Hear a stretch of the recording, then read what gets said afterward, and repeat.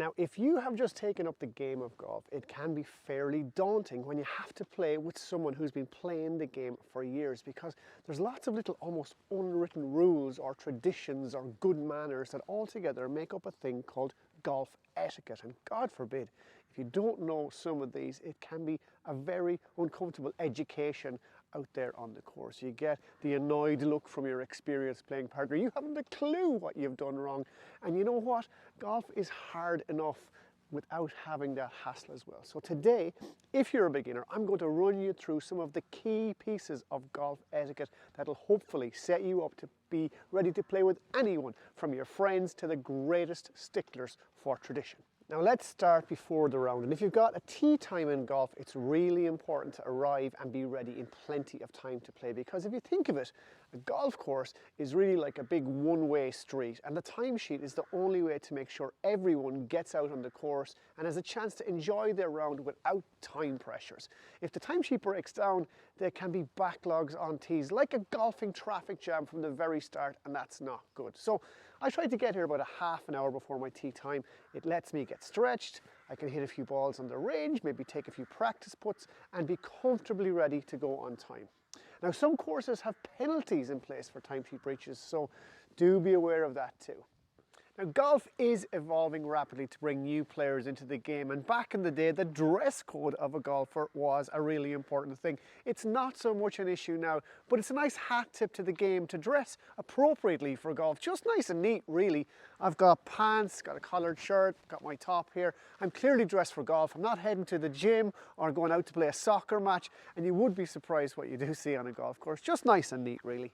When you're on the first tee, there's a few bits of etiquette we can tick off here. Now, before you start, it's a good thing to tell your playing partners what ball you're playing with. Now, Johnny, I've got a TaylorMade with a blue dot on it here. It just ensures that no two people are playing the exact same ball that could possibly get mixed up out on the golf course. Now, where do you stand when your playing partners are hitting? Well, it's very important not to be distracting them when they're hitting their shot. And a general rule of thumb is to actually stand facing them as they're hitting, but about 45 degrees behind them. It's actually great because it's almost like a natural blind spot for the person hitting the ball. Now, whatever you do, don't stand behind someone that's hitting. That can be really off-putting. Super shot. Now, on the first tee, it's kind of a tradition that the lowest handicap golfer in your group hits off first, then the second lowest, and so on. And then whoever has the best score on a hole tees off first on the next tee. It's called having the honour, but it's increasingly popular now that everyone on the first tee will decide to play what's called ready golf, and that just basically means when you get to the next tee and so on, who's ever ready to go first just tees off. It just helps so much with the pace of play. It keeps everything moving so nicely.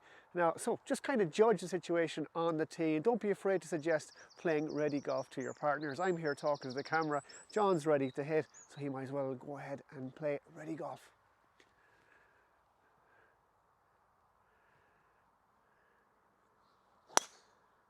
Now, when you're out on the course playing a hole, generally whoever is furthest away from the hole plays their shot or putt first of all. So if your ball is gone a little bit further down the fairway than your playing partner, just hold up somewhere around level with them, a little bit in front or to the side, or like I showed on the first tee, and let them play away first of all.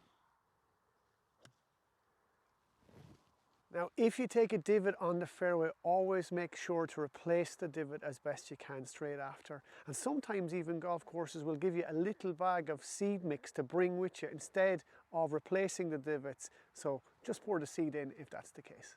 Now, between shots is really where you can do your part to help the pace of play. Leave your phone on silent. Those Instagram messages will wait until later. And you know what? The sooner you get to the ball, the more time you have to look at your shot and your shot options. So between shots is where you can really help. Now, if someone's hitting before you, you should be getting ready to play yourself straight away after, if it's not distracting them. You can be checking your yardage, you can be picking your club, and when they've hit, if it takes any longer than about 30 seconds probably for you to hit, it's too long really. You'll get a feel for it pretty quickly, but out here on the course, it's different from the driving range.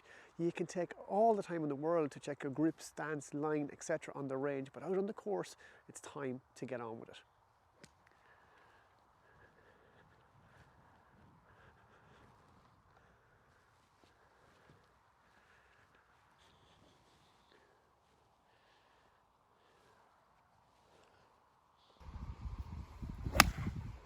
if you're playing in a group and one of you hits your ball into the heavy rough like I've done now, it's nice when whoever else can help you look for it does exactly that. It increases the chances of finding the ball and finding it quicker and helps the pace of play. And you know what?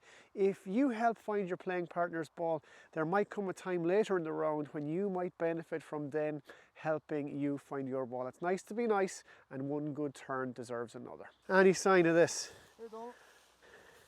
I don't believe it. Now, a quick word on your bag and where to leave it when you're playing a shot or around the green, because this one can drive some people potty. In general, try to always have your bag as close to you as possible. If you miss hit a shot just a couple of meters, bring your bag with you to your next shot. Don't leave it behind. You'll just have to go backwards to get it after, and that slows everything up. Now, if you're up near the green, always have a look at where the next tee box is, left or right. In this case, it's on my left. And just make sure to leave your bag on the straightest possible line to that tee. If there's a group behind you and your group is finished putting, the last thing they want to see is you walking back across the green in the wrong direction to get your bag, as well as being super annoying. Again, it slows everything up, and it's one of the cardinal sins of golf etiquette. Now, if you've got a bunker shot, there's a couple of etiquette-y things you need to know here, and they'll be all really focused on leaving the sand in the bunker as nice as possible for the next person who hits in there after you. Now, the first thing to know is to take the shortest line in and out of the bunker as possible. It disturbs the least amount of sand in the bunker and makes it easier to rake when you're finished. Now, speaking of rakes, I'll always grab the nearest rake before I even go in to play the bunker shot. It just helps speed everything up. When you've played your shot, here's how to rake a bunker. I usually start with the back of the rake actually, and use that to flatten back all the sand you've disturbed with your shot and your shoes. And when that's all pushed back nice and level, I turn the rake over and then rake the sand lightly, as in not digging the rake into the sand. And I walk out of the bunker raking my footprints after me so that it's all perfect when I'm done. If you've hit your tee shot a bit wonky and you think that it might be lost, it's always best to hit a second, what's called provisional ball. If you find your original ball, no problem, just pick up your provisional. But if you lose your first ball, that provisional saves you a big time-wasting walk back to the tee to put another ball in play. Now we're on the green, and if you think about it, half your shots or even more will involve putting. So tradition and etiquette are really important here. Now the first thing about a green to remember is that it's just short grass that your ball is going to be rolling on all the way to the hole, and it can be damaged by golf balls dropping down on top of it, creating pitch mark, or even by your own golf shoes, especially if they stand in the line or path of someone's putt. A ball can be knocked offline by either. So a really important part of golf etiquette revolves around keeping the putting surface as perfect as possible. So if you make a pitch mark like this one here on the green, take the time to fix it. If you see another one close by and it's not even yours, fix that too. If your playing partner makes a pitch mark and you're on the green before them waiting for them, fix their pitch mark. They'll do the same for you.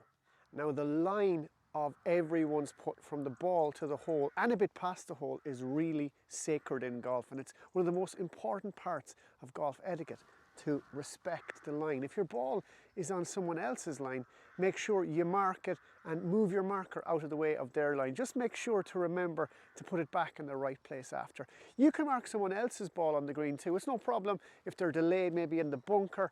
So negotiate your way around the green, always respecting the line of someone else's putt before the hole and a bit past it. When you're putting on the green, generally the person furthest away puts first, and then someone else helps them, if needed, by tending the pin while they putt and taking it out after the ball is hit. They can take it out before the putt if you ask, or you might just want to leave the pin in, and that's really popular now too because it helps speed up the game. Now if you're holding the pin for someone, you just hold it standing to the side as my partner is there. If it's windy, they grab the flag to stop it becoming a distraction. And again, make sure to check you're not standing in someone else's line. So there we go, just some aspects of golf etiquette there that I hope will help you.